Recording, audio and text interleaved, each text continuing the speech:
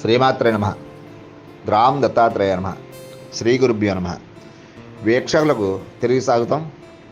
వాస్తులో ఆయన్మ గురించి ఇప్పుడు తెలుసుకుందాం.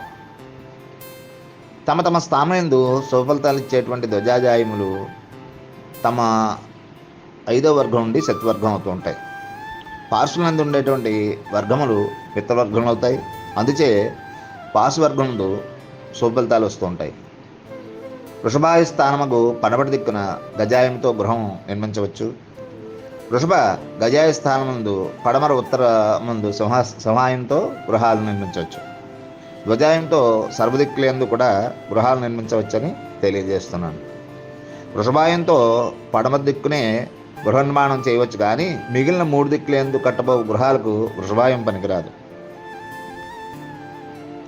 ఆయాది విభాగం బట్టి 4 దిక్కులందు కూడా గృహాలను నిర్మించవచ్చని స్పష్టమవుతోంది ఈ లెక్క ప్రకారం.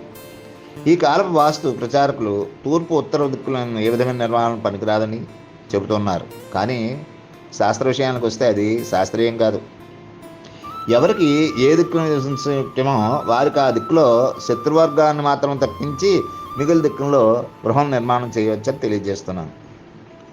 తూర్పు దిక్కు అరవణం గల వారికి తూర్పు దక్షిణము ఉత్తరములందు గృహాలను నిర్మించవచ్చు.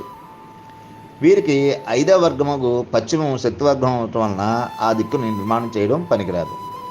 అట్లే ఉత్తర దిక్కున అరవణ గల వారికి ఉత్తర తూర్పు పశ్చిమలందు గృహ నిర్మాణాలు శ్రేష్టంగా ఉంటాయి. దక్షిణ దిక్కు వీరికి శత్రువర్గం అవటం చేత ఆ దిక్కు అందు గృహ నిర్మాణం చేయకూడదని తెలియజేస్తున్నాను. శ్రీమాత్రే నమః.